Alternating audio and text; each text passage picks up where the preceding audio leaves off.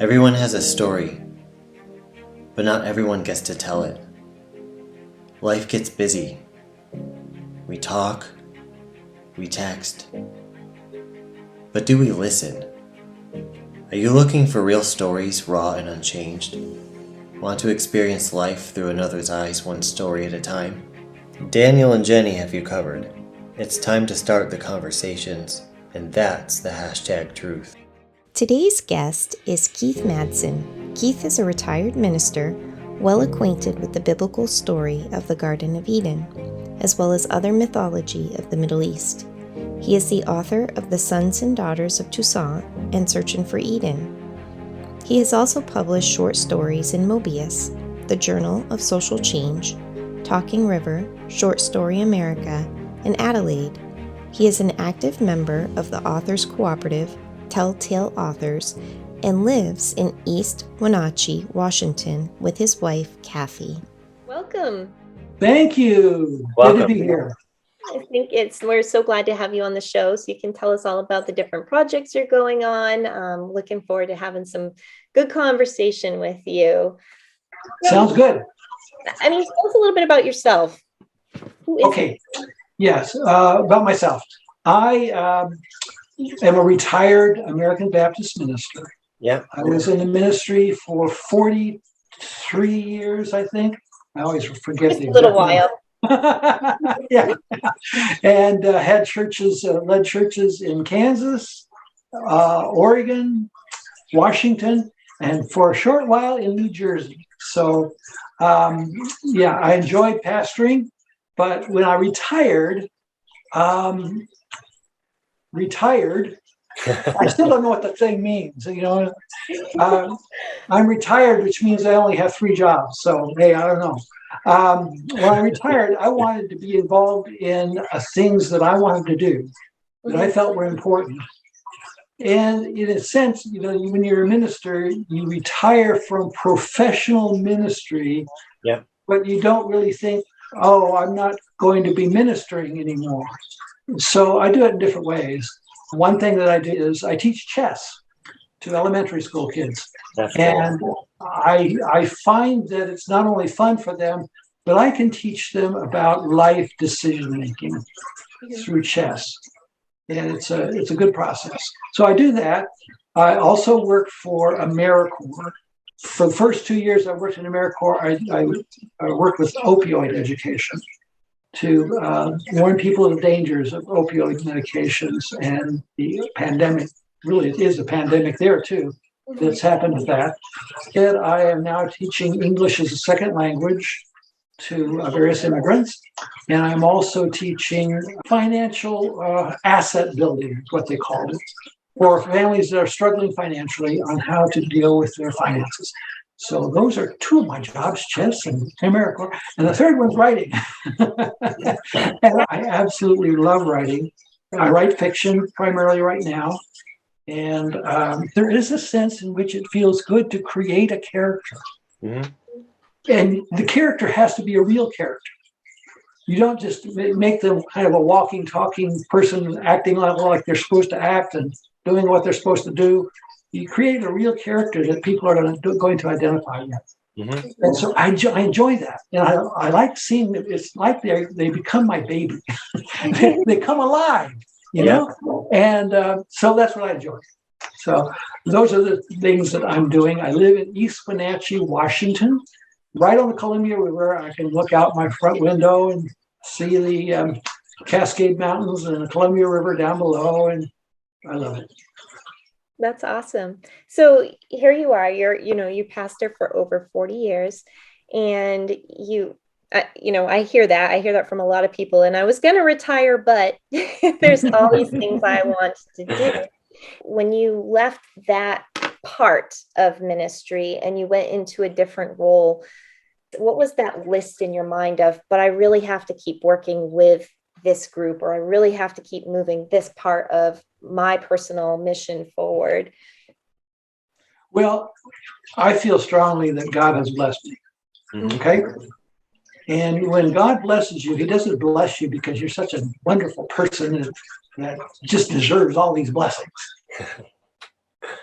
God blesses you so you can bless other people. And I feel that strongly. Yeah. I seem to have an affinity for people who are left out of life sometimes. Mm-hmm. Immigrants, people who are struggling financially, people who are having a hard time, and they are loved by God. There are times when some people will imply in one way or the other that the ones that God is really concerned about are white Americans. And it's just not the case. God's family is diverse and wonderful, and God loves every one of them. Right now, my heart's absolutely breaking for the people in Ukraine. I know that's true to a lot of people. My heart absolutely is breaking for them because they are God's children, and I see the children fleeing from war, and it brings me to tears. Mm-hmm. I've been very active too, ever since, even before retirement and in retirement, in Haiti. Yep. I've been down there 5 times. Yeah. But Haiti has got stuff that is absolutely horrible that have happened down there. And we need to focus on them too. So I've been down there 5 times. I got to know the people. When you love the people and you know the people, boy, they become more than statistics to you. We went down there to help with a building of an elementary school. And the last time we went down there was to dedicate the school, and we saw the kids, and they sang for us, and they had the cute little smiles. And in Haiti, I don't know if you've ever been to Haiti, but the kids wear uniforms, and they wear them with such pride. And they may live in a tin shack, but their mothers have, their girls' hair all curled up, looking cute, and our clothes really clean. They come out with their smiles on their face, and they're in the school, and they're learning stuff. And then I think about the fact that right now, because of what's happened in Haiti, I doubt that school is functioning right now, and then those kids don't have a school.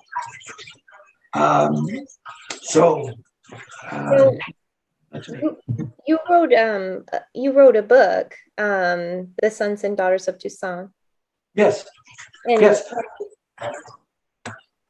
Yay! So was that your first release? Not my first. It was the first broadly used. I did some self-publishing stuff, right? Experimental around a little bit, but this is the first one that's really been solid for me. And that's really is the first one. Now, did your trip to Haiti and your faith play a role in the development of that book? Absolutely. And in my books, I don't write them as Christian apologists, if you know what I mean. I'm not writing this as an essay in disguise supporting Christianity. Okay. What I do is write it as real people who find that faith is so essential to them. In both of the novels I've written, the person who's the main character starts out really borderline in their faith.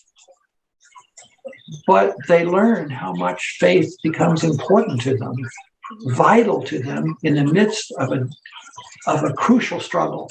In Haiti, it's a descendant of Toussaint Louverture who looks around him at Haiti and sees the suffering and the poverty and says, this isn't what Toussaint envisioned. This isn't it. And he says, let's revive the vision. And really, that's what has to happen in Haiti. They have to revive their vision of what can happen. We need to get out of their way and help them a bit also at the same time. But, they've got to find the new Toussaint to lead them out. And so that's what happens there. And then my other book, Searching for Eden, is the story of a man whose 14-year-old daughter dies of cancer. But before she dies, she wants him to read her the story of the Garden of Eden. Why? Because she loves gardens, and because of the innocence and the beauty of it all. It just makes her feel good at the time that she's facing her death. And so when she dies, he decides, well, I got to see if this is real. I got to see if this is a real place. The most evidence for the Garden of Eden is that it's right in the middle of the most tumultuous area of the planet. Mm-hmm. In Mesopotamia, around Iraq and Iran and Syria. So he goes there, and he gets involved in all sorts of things, getting in his way. But it's really a search for the goodness of life and innocence. And I think we need that desperately in our world today. We need to get back in touch with the goodness of life. And we need to get back in touch with innocence. We're living our lives based on lies. People have controlled the world based on lies. And we have to change that. We have to show the power of the truth. I was a preacher. I'm sorry. I get I get involved in these little sermons here. So that's what. Oh, the other book. Searching for Eden. That's the other one. So anyway, that's why I write and what I write. It is part of being a minister. I don't want to preach with my books, because people don't want to be preached to in a novel, and certainly people who are more secular or on the fence don't want to be. But I think there are things that can speak to all of us. And I think that faith is important to be a consideration for everybody, even though they may need to wrestle with it. One of the things that I pointed out to people a lot is the name Israel means wrestles with God. It doesn't mean passively sits and accepts God. It means wrestles with God. And I think that that's very important. And of course, it's based on the story of Jacob wrestling with an angel. Jacob thought so too. So, it's based on that story. So he wrestled all night. And a lot of people wrestle all night with God. That's very true. We all do that. That's such a relatable part of the Bible to all of us. That's very meaningful to me. I've really been a person of faith all my life since I was a teenager, but I've had my times of wrestling with God. And I think that when somebody does that, they don't need to be feeling bad about themselves. They don't need to be feeling that God's going to judge them or strike them with a lightning because they're wrestling with these things. They need to know that that's a normal process. And God loves them. Book of Job. Talk about wrestling with God. That was a big one for him. And it's through that journey and through that process that he continues to teach and show. And, it's good to, I appreciate what you say, because I agree that, it's really important to understand that we do go back and forth, and God expects that. He knows that. It's not a secret to him or a surprise to him. He fully not a surprise. He just sits up there and say, "Oh yeah, I understand." That bratty kid's talking back to me again. well, Jenny, I read your book, Journey of Faith and an Open Heart, and oh my gosh, you so eloquently talk about that emotional struggle with people dying and children getting so sick you just worry all the time. Oh my, that's part of the struggle. But the struggle, like any kind of physical engagement, makes you stronger. Yeah. And that's necessary. From what I've read about you use your fictional characters in a novel to engage people, and like you've said, to draw people in, to teach people something, to share something. So a question I have that I kind of maybe know the answer to, but I think it's a good distinction. What would you say if someone said, well, why do you write a novel to convey that? Sometimes people think nonfiction is true, fiction is false. No, not true. just because there's so much truth in fiction that That's relates to us and teaches us about ourselves and others. that's right. One of the greatest, most true books that I've ever read is Les Miserables by Victor Hugo. Oh my gosh. At any rate, so it's not that way. And so anyway, I write novels because I get involved in a story. It helps me to be active in saying, well, what does this mean for me? So if you're reading it, some sort of essay or nonfiction treatise, they're trying to tell you what's true a lot of the times.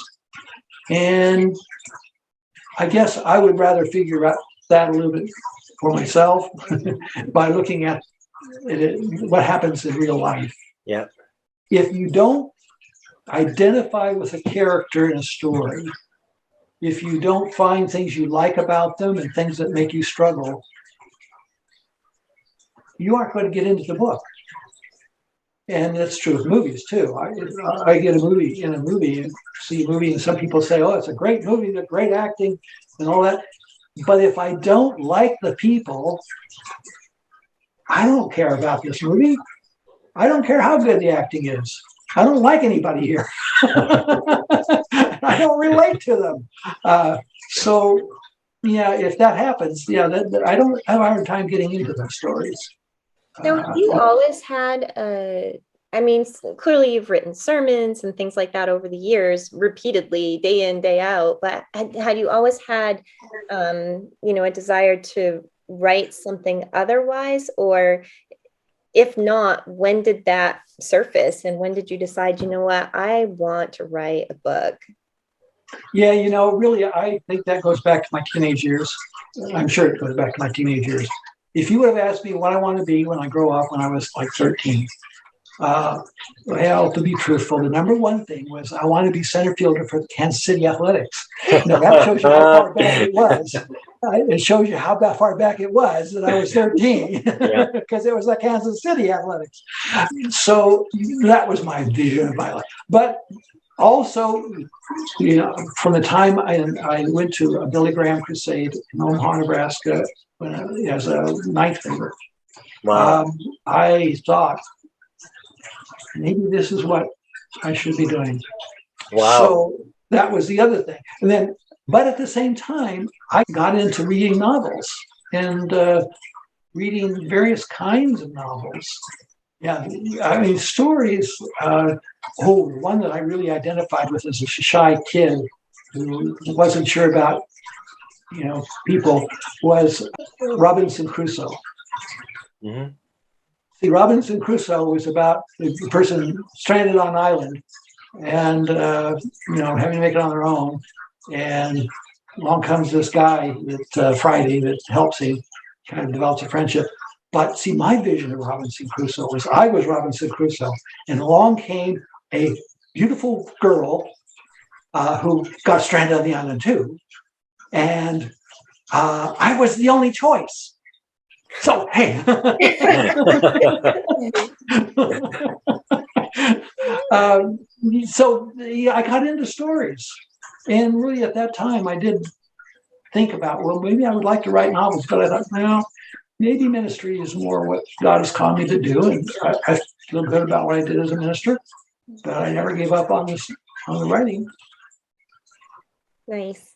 That's so neat. It's neat that you were at a Billy Graham crusade. I was making my commitment to God, to Jesus, before this event, but I was at a Billy Graham crusade and I went down and really confirmed my relationship with God. I went to the Rochester, New York crusade. It was around 1990, give or take a year. I don't remember the exact year, but yeah, that's neat to see him. Yeah.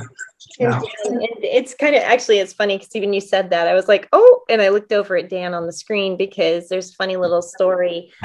Dan went on to Bible school and went to Valley Forge. Yep. And was a pastor for about 10 years. And his brother also went to Valley Forge, and he's a pastor now as well, and has been for quite some time. But the same Billy Graham crusade that Dan got saved at, all these years, okay, Dan believes his brother got saved at that same I event. did. His brother comes on our podcast and Dan finds out he didn't get saved at that event. And there's this whole really cute story about how his brother and his wife met each other. And there's a Billy Graham component in that. So as you're saying this, I'm thinking, could you imagine if we could collect all the people who have been moved from one of Billy Graham's messages and hear all those stories? Yeah. What came of it? Amazing. Oh my goodness. Amazing. But it goes to show. One of the things I really admired about Billy Graham as I look back on him, he became a formative influence in integrating white and black together. He insisted on his crusades in the South being integrated. And he also became active in anti-nuclear proliferation activities. People don't really know that, but he was involved in those things. I'm sorry to interrupt you, Jenny. This is what we popped do. into my mind, and it says, "Get out quickly." So anyway, so what were you saying, Jenny? No, I mean, just that, there's always that impact that somebody leaves. And, it's every impact that somebody has from one situation is different. Just like a Bible verse, one person could hear a Bible verse and 5 minutes later hear it and get something else out of it, because it all depends on what you're going through at that point in your life. And so, when you're talking about your experience at a Billy Graham event and how that was a really key point for you in your journey, but also in talking about him, the thing that comes forward from you is this passion for diversity, for unified, for being together, not apart, no division. And, and that's how you've been impacted, because that's, part of who you are and what you're passionate about. And and thinking about the world and how important it is for us to come to that place of together and kindness and love and joy and respect and just the building up of one another. And as you talk about that innocence that used to be Eden, maybe it's a big question, but I'm going to throw it out there. But if that were to be accomplished now in this time, what would that look like? How would you see if we could suddenly say, here's Eden, and we're all going to adopt this principle? What would it look like? Wow. No pressure. That's not I know a big it's a small question. I don't know the definition of big question. I think, there's a favorite song, old song that we used to sing that I think is meaningful in that area, and it's called "Brighten the Corner Where You Are." Mm-hmm. How would it be if the whole world would suddenly, buy each other a Coke and it was all happy? If you remember that old song. Yeah. In my head. Yeah, definitely. How would it be? Boy, that's unimaginable. And my first reaction is, okay, I'm looking to heaven. Jesus is coming. But I think the idea of brighten the corner where you are is very significant. Mm-hmm. You find places to create that togetherness and that oneness. And Billy Graham did that. I can't remember the name of the woman who sang, a Black woman who sang "His Eye is on the Sparrow" at Billy Graham Crusades. I can't remember her name, but I do remember that she has sung various places in the South, and at one place where she sang, somebody killed a young black boy and dropped him into the lobby. She was singing. People who've gone through things like that. Louis Armstrong was raised in a community that I think was called the Battleground. Mm-hmm. And he lost his family members at a young age. Yeah. And he ends up singing his song, "What a Wonderful World." To me, that's miraculous. That is absolutely miraculous. What a wonderful world. So anyway, I think you brighten the corner where you are. You take what happens to you and you have God bless it, use it, and try to create that world a little better. That reminds me of a quote that you had on your website, which was, "Never doubt that a small group of thoughtful, committed citizens can change the world. Indeed, it's the only thing that ever has." So what you just said reminds me of that, because you take your small group, your own corner, and foster it, and then it can spread from there. Yeah. Yeah. Well, I mean, Jesus started with 12 disciples. Yeah. Now, probably not an entirely accurate number because there was women also, and they weren't counted. But nevertheless, a small group, and changed the world with a small group as it spread. And I think that's the way that things happen. So in my book, Sons and Daughters of Toussaint, they start with a small group of people with a vision, and they change their world. And I think that's the way it happens. But I'm glad you brought up that Margaret Mead quote, because it is one of my favorites. Oh, that's neat. And it doesn't take much, does it, to change your corner, you know? Yeah. There are these little movements that make a difference. Things like pay it forward. Mm-hmm. Yeah.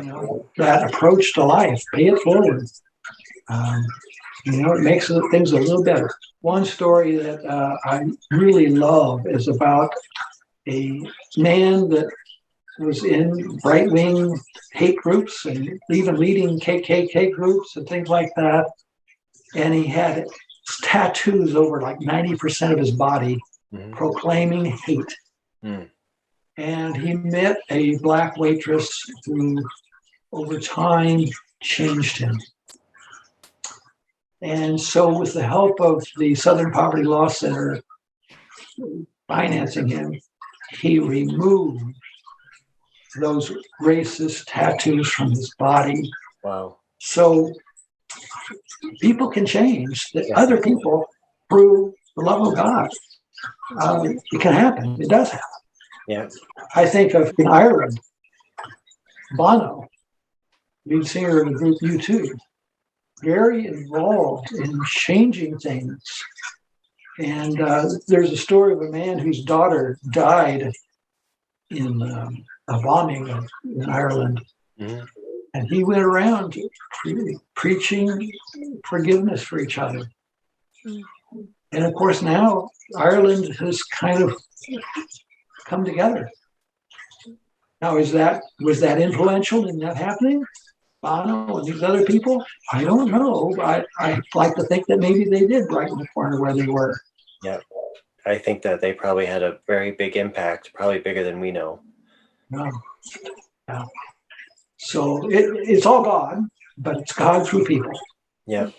In your books, what message are you hoping that people will walk away with, both in the story itself, but also in the love of God? Yeah. Well, we've just been talking about it. Through faith, you can brighten the corner where you are. Yeah. You can find hope in any situation. If people want to buy your books, where can they find them and where can they find you? So KeithMadsen.com is my author site. On Instagram, I am Keith the Writer Guy. Then both those books are on Amazon. Yeah. The Sons and Daughters of Toussaint are also on bookshop.org. You can also get The Sons and Daughters of Toussaint on Adelaide Publishing's website, which is where the group that published it originally. So those are places. You got choices. Nice. Anything coming up in the near future for you?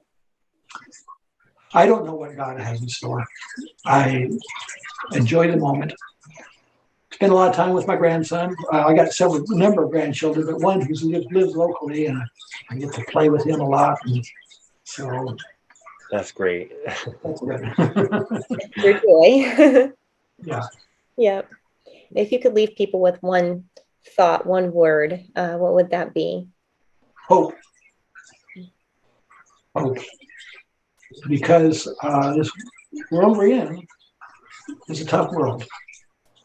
It's seemingly getting tougher. Yeah. And hope is really what it's about. Paul talks about, hey, if you see it, what's the purpose of hope? If you only hope for what you see, but you see evidence right before you, that's not hope. You hope in what you don't see, believing God's going to help it to happen. The world's going to be changing, but we've got to hold on to, he's got the whole world in his hands. Yeah, we do.